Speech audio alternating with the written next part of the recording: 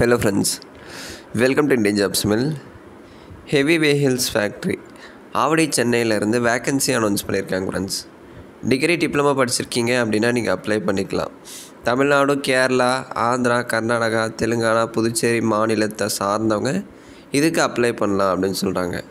2020, 21, 22, 23, 24 degree diploma pass பண்ணியிருக்கீங்க அப்படின்னா நீங்கள் அப்ளை பண்ணலாம். சரிங்களா?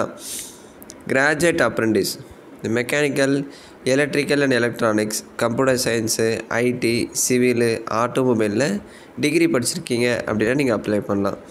பிஇ படிச்சிருந்தாலும் அப்ளை பண்ணலாம், பிடெக் படிச்சிருந்தாலும் அப்ளை பண்ணலாம் ஃப்ரெண்ட்ஸ். ஸோ இப்போ ஒரு டிசிப்ளினுக்கு ஒட்டு மொத்தமாக எவ்வளோ வேக்கண்ட் இருக்குது. ஸ்டைஃபண்ட் அதாவது சேல்ரி வந்து உங்களுக்கு 9,000 இருக்கும். சரிங்களா? டிகிரி படிச்சிருக்கீங்க அப்படின்னா 9,000, 1 இயர் ட்ரைனிங் இருக்கும். அதே மாதிரி diploma mechanical, triple E, computer science, IT, civil, ஆட்டோமொபைலில் டிப்ளமோ படிச்சிருக்கீங்க அப்படின்னா நீங்கள் அப்ளை பண்ணலாம். ஸோ இன்ஜினியரிங், டெக்னாலஜி 2 பேருமே எலிஜிபிள் தான். ஒரு டிசிப்ளினுக்கான வேக்கண்ட்டு டிப்ளமோ படிச்சிருந்தா 8,000 ஸ்டைஃபண்ட் இருக்கும். டியூரேஷன் பார்த்திங்கன்னா 1 இயர் தான். அப்ரெண்டிஸ் ஆக்ட் 1973 பிரகாரம் அப்ரெண்டிஸ் ட்ரைனிங் எப்போவுமே 1 இயர் தான் இருக்கும். சரிங்களா? சட்டை பாருங்கள், நான் இன்ஜினியரிங்.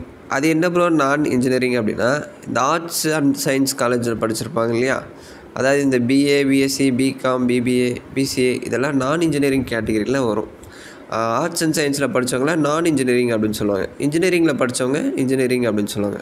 இன்ஜினியரிங் அப்படின்னா இந்த பிஇ, பிடெக்கு, எம்இ, எம்டெக்கு இதெல்லாமே இன்ஜினியரிங்கில் வரும். நான் இன்ஜினியரிங் அப்படின்னா இந்த ஆர்ட்ஸ் அண்ட் சயின்ஸில் படிச்சிருப்பாங்க இல்லையா, பிஏ, பிஎஸ்சி, அடுத்து இந்த பிகாம், பிபிஏ இதெல்லாம் வந்து நான் இன்ஜினியரிங்கில் வரும். இதுக்கு ஒட்டுமொத்தமாக ஒரு 100 வேக்கண்ட் இருக்குது. இதுக்கு பார்த்திங்கன்னா உங்களுக்கு 9,000 சேல்ரி, இதுவும் 1 இயர் தான் உங்களுக்கு ட்ரைனிங் இருக்கும். சரிங்களா?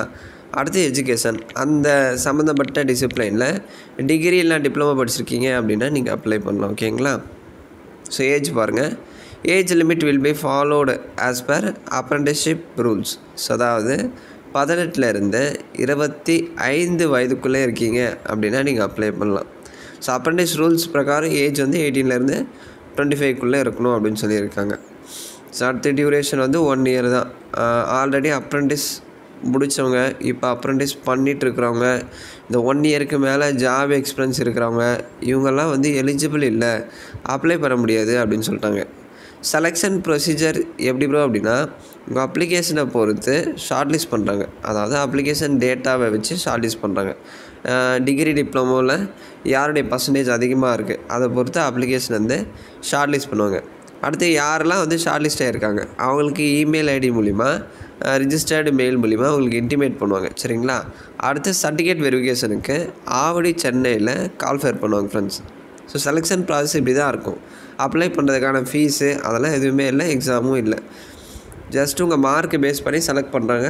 அடுத்து ஆவடி, சென்னையில் சர்டிஃபிகேட் வெரிஃபிகேஷன் இருக்கும். சரி ப்ரோ, இதுக்கு எப்படி அப்ளை பண்ணுறது? இது 2 விதமாக கொடுத்துருப்பாங்க, கேட்டகிரி ஏ, கேட்டகிரி பி. இப்போ வெப்சைட் சேஞ்ச் பண்ணிட்டாங்க இல்லையா, சில பேருக்கு தெரிஞ்சிருக்கும், சில பேருக்கு தெரிஞ்சிருக்காது. பழைய வெப்சைட் mhrd.nats.government.in இது வந்து பழைய வெப்சைட். இதில் நிறைய பேர் ரெஜிஸ்டர் பண்ணியிருப்பாங்க. இந்த பழைய வெப்சைட்டில் நீங்கள் ரெஜிஸ்டர் பண்ணியிருக்கீங்க அப்படின்னா மறுபடியும் இந்த புது வெப்சைட்டில் நீங்கள் ரெஜிஸ்டர் பண்ணுற மாதிரி இருக்கும். இல்லை ப்ரோ, ஆல்ரெடி இந்த புது வெப்சைட்டில் நான் ரெஜிஸ்டர் பண்ணிட்டேன் அப்படின்னா இங்கே கேட்டகிரி பி கொடுத்துருக்காங்க இல்லையா, இதை ஃபாலோ பண்ணி நீங்கள் அப்ளை பண்ணிக்கலாம். ஸோ பழைய வெப்சைட்டில் ரெஜிஸ்டர் பண்ணிவிட்டு புது வெப்சைட்டில் ரெஜிஸ்டர் பண்ணாதவங்க கேட்டகிரி ஏவை ஃபாலோ பண்ணி அப்ளை பண்ணுங்கள். இல்லை ப்ரோ, நான் புது வெப்சைட்டில் ரெஜிஸ்டர் பண்ணிவிட்டேன், அதுக்கு மேலே எப்படி அப்ளை பண்ணுறது அப்படின்னா கேட்டகிரி பியை ஃபாலோ பண்ணி நீங்கள் அப்ளை பண்ணிக்கோங்க. சரிங்களா? அதே மாதிரி சர்டிஃபிகேட் வெரிஃபிகேஷன் அட்டன் பண்ணுறதுக்கு ட்ராவலிங் அலவன்ஸு அதெல்லாம் எதுவுமே அவங்க தர மாட்டாங்க. போர்டிங், லாட்ஜிங்கு அது எல்லாமே உங்கள் ஓன் அரேஞ்ச்மெண்ட் தான். சரிங்களா? ஸோ ரூமு, ஃபுட்டு இதெல்லாமே நீங்கள் தான் ஃப்ரெண்ட்ஸ் பார்க்குற மாதிரி இருக்கும். போர்டிங், லாட்ஜிங் அரேஞ்ச்மெண்ட்ஸ் எல்லாமே இல்லை அப்படின்னு சொல்லிட்டாங்க. ஸோ அடுத்து பாருங்கள், important date, online application 29th July start பண்ணியிருக்காங்க. அதாவது ஸ்டார்ட் பண்ண போகிறாங்க. சரி, ஆன்லைன் அப்ளிகேஷன் 29th ஜூலை தான் ஓப்பன் பண்ணுறாங்க. இன்னும் அப்ளிகேஷன் ஓப்பன் ஆகலை. இன்றைக்கி வந்து 25th ஜூலை இல்லைங்களா, இன்னும் உங்களுக்கு 2 நாள் டைம் இருக்குது இடையில்.